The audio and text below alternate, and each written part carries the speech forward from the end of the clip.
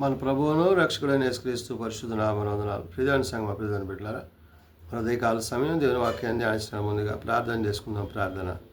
కృపగల తండ్రి, దయగల యేసయ్య, నీ బంగారు పాదాలకు లెక్కలేని వందనాలు, స్తుతులు, స్తోత్రములు.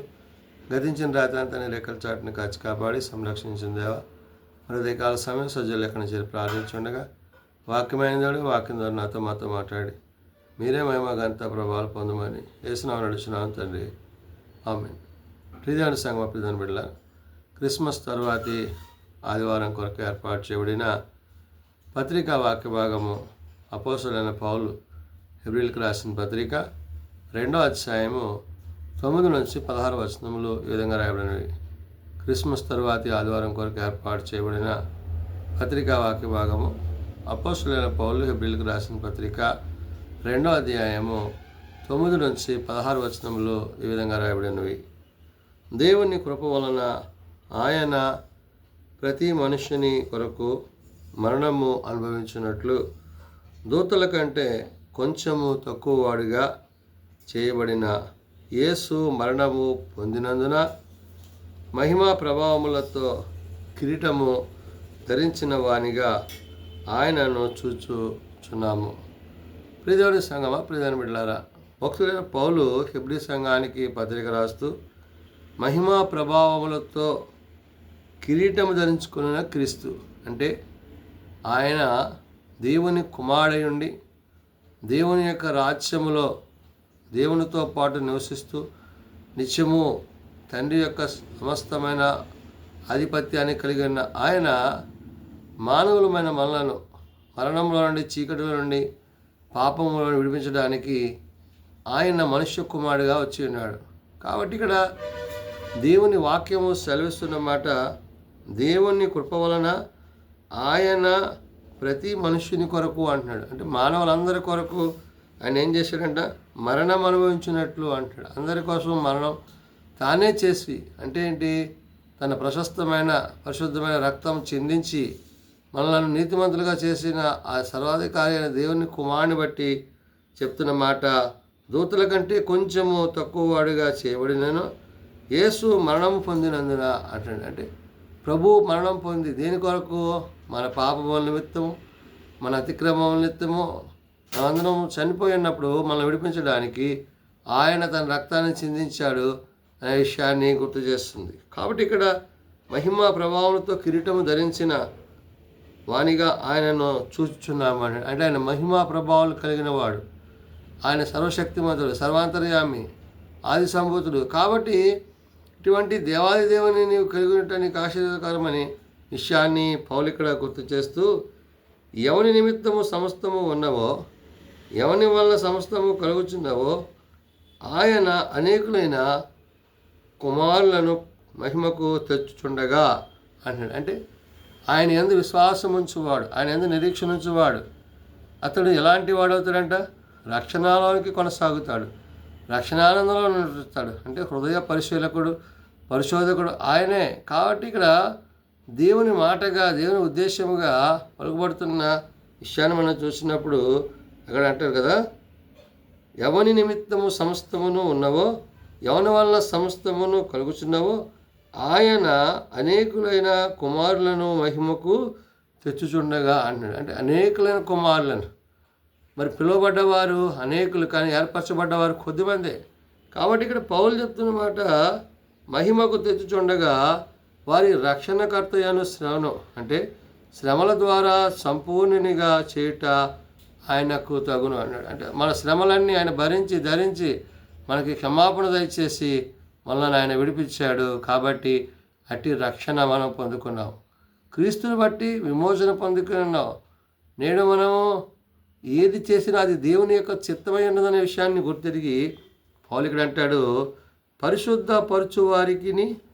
పరిశుద్ధపరచబడు వారికి అందరికీ ఒకటే మూలము, ఈ హేతువు చేతను వారిని సహోదరులని పిలుచుటకు ఆయన సిగ్గుపడక నీ నామమును నా సహోదరులకు ప్రచురపరచును అంటున్నాడు. అంటే దేవుని యొక్క నామము అత్యున్నతమైన సింహాసనాసీనుడు, ఆసీనుడు అన్న దేవాది దేవుడు, సర్వశక్తిమంతుడు, నిత్యము వేవేల జ్యోతులతో కొనియాడబడుతూ కీర్తింపబడుతున్న పరిశుద్ధుడు.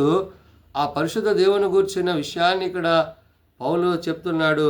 పరిశుద్ధపరచు వారికిని పరిశుద్ధపరచబడు వారికిని అంటున్నాడు. అంటే ఎవరైతే పరిశుద్ధంగా జీవిస్తానికి ఇష్టపడతారో అంటే వారు దేవుని యొక్క రాజ్యములో అంటే ఆ యొక్క మహాప్రభావాన్ని పొందుకునే వారిగా ఉంటారు. కాబట్టి పరిశుద్ధపరచు వారికిని పరిశుద్ధపరచబడు వారికిని అందరికీ ఒకటే మూలముగా ఈ హేతువు చేతనే వారిని సహోదరులని పిలుచుటకు ఆయన సిగ్గుపడక అన్నాడు. అంటే సహోదర భావాన్ని కలిగి తండ్రి ప్రేమను కలిగి ఆయన పిలుస్తున్న విషయాన్ని గుర్తు చేస్తూ అన్నాడు, నీ నామమున నా సహోదరులకు మరి మరి దేవుడు ప్రచురము అనే దేవుడు చేస్తున్నాడు. అంటే దేవుని ద్వారా దేవుని చేత కలుగుతున్నవన్నీ కూడా పరిశుద్ధాత్మ దేవుడు పౌలు పత్రికలో రాస్తూ హెబ్రీ సంఘానికి అంటున్నాడు, సమాజముల మధ్యను నీ కీర్తి గానము చేతును అనెను, మరియు నేను ఈ నాయన యందు నమ్మకం ఉంచి ఉన్నాను. ఇక్కడ దేవుని యందు నమ్మిక, ప్రభువునందు నమ్మిక, విశ్వాసించుట, ఏదైతే దేవుడు చేయడానికి ఇష్టపడుతున్నాడో ఆ పొందుకునే దాని విషయంలో కూడా మనం అటు నమ్మికాన్ని కలిగి ఉండాలి. కాబట్టి నీ నామమును నా సహోదరులకు ప్రచురపడుతున్నట్టు సమాజముల మధ్య నీ కీర్తిని గానము చేతును అనెను, మరియు నీ నాయనను నమ్ముకొని ఎందును అనియు, ఇదిగో నేను దేవుడు నాకు ఇచ్చిన పిల్లలను అనియో చెప్పుచున్నాడు. ఇక్కడ దైవత్వాన్ని, దేవుని యొక్క ఉద్దేశాన్ని, ఆయన చేత ఆయన ద్వారా రక్షింపబడ్డవారు, రక్షణలో కొనసాగుతున్నవారు, ఆత్మీయంగా బలపడ్డవారుగా మరి దేవుడు ఇక్కడ తన వాక్యాన్ని గుర్తు చేస్తూ అంటున్నాడు. కాబట్టి ఆ పిల్లలు రక్తమాంసంలో గలవారై నందున ఆ ప్రకారమే మరణము యొక్క బలము గల వాణిని అనగా అపవాదిని మరణము ద్వారా నశింపజేయుటకు జీవిత కాలమంతయు మరణ భయం చేత దాస్యములను లోబడిన వారిని విడిపించుటకును ఆయన కూడా రక్తమాంసములలో పాలువాడాయన అంటాడు. అంటే శరీరధారిగా వచ్చిన ప్రభు రక్తమాంసములో పాలువాగడం అంటే క్రీస్తు రక్తం చేత కడగబడ్డ మనమందరం కూడా నేడు ప్రభు ఎదుట ఆ గొర్రెపిల్ల ఎదుట అట్టి స్థితిని కలిగి ఉంటాము. అంటే అది దేవుని యొక్క చిత్తమై ఉన్నది.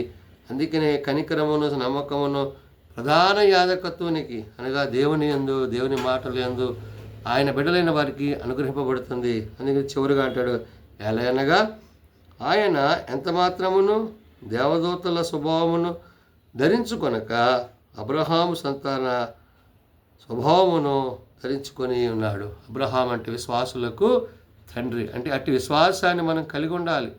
ఏ విశ్వాసాన్ని అయితే మనం కలిగి ఉంటామో, ఏ విశ్వాసాలకు మరి మన యొక్క విశ్వాస జీవితాన్ని తెలియజేస్తామో అది ఆత్మీయ స్థితికి మనలను నడిపిస్తుంది. కాబట్టి పౌలు హెబ్రీ సంఘానికి, నేడు సార్వత్రిక సంఘానికి చెప్తున్న మాటలు ఏంటంటే, ఎలా అనగా ఆయన ఏమాత్రమునో దేవదూతల స్వభావం ధరించుకొనక అన్నాడు. అంటే దేవుని స్వభావాన్ని కలిగిన వాడుగా, మనుష్య స్వభావం, మనుష్య రూపిగా ఆయన వచ్చినాడు అనే విషయాన్ని గుర్తు చేస్తూ అబ్రహాము సంతాన స్వభావమును ధరించుకొని ఉన్నాడు అంటున్నాడు. కాబట్టి అటు విశ్వాసులకు తండ్రి అయిన అబ్రహాము యొక్క మరి స్వభావాన్ని మనం కలిగి ఉంటే కనుక పౌలు హెబ్రీ సంఘానికి తెలియజేసినట్ల మహిమ ప్రభావములతో కిరీటమును ధరించుకున్న క్రీస్తుని కలిగి ఆ క్రీస్తు యొక్క రాజ్యములో ఆయనతో యుగాలు జీవించేవారమై ఉండాలని పరిశుద్ధాత్మ దేవుడు భక్తులైన పౌలు ద్వారా ఆనాడు హెబ్రీ సంఘానికి, నేడు సార్వత్రిక సంఘానికి తెలియజేసిన మాటలు. ప్రార్థన చేసుకుందాం.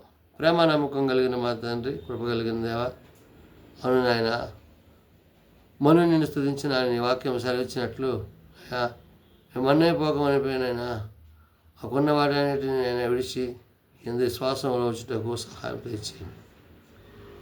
బలహీనలను బలపరచువాడవు, రోగులను స్వస్థపరచువాడవు, ప్రార్థనా స్థితులు కలిగిన వారిని ప్రత్యేకపరిచి నీ కృప చేత నింపుతున్నందుకే వందనాలు. ఏ కుటుంబంలో ఎవరు నీ సన్నిధిలో ప్రార్థిస్తున్నారో అటు వారిని నన్ను దర్శించండి, దీవించండి. వారి అవసరతల లెక్కల్లో నీ సహాయం నీ సన్నిధి ఉంచండి. జన్మదినాలు, వివాహదినాలు, ఆ కొడుకుల కుటుంబాలు ప్రత్యేకపరిచేయండి. అయినా మరి నేడు దాని పరిచర్యలో నీ వాక్యం చేత, నీ ఆదరణ చేత నింపబట్టకు నీ సహాయం మా అందరికీ దయచేయమని ఏ సున్నతను బాధించుంటుంది. ఆమె పరలోక బంధన మా తండ్రి, నీ నామం పరిశుద్ధపరచుగాక, నీ రాజ్యం వచ్చుగాక, చిత్త పరలోక బంధన నెరవేర్చినట్లు భూమి నెరవేరుగాక. మనల్ని మా దయచేయం, అలా ప్రాణం చేసిన వాళ్ళు మేము క్షమించిన ప్రకారం మా ప్రాణం క్షమించాము. శోధనలతో కాదుషులను తప్పించాము. రాజ్యము శక్తి తండ్రి. ఆమెన్. మన పరమ తండ్రి అయిన దేవుని ప్రేమ, ప్రభువైన యేసుక్రీస్తు కృప, ఆదరణకర్తైన పరిశుద్ధాత్మ సహాయము సదాతో రండి సంరక్షించుగాక. ఆమెన్.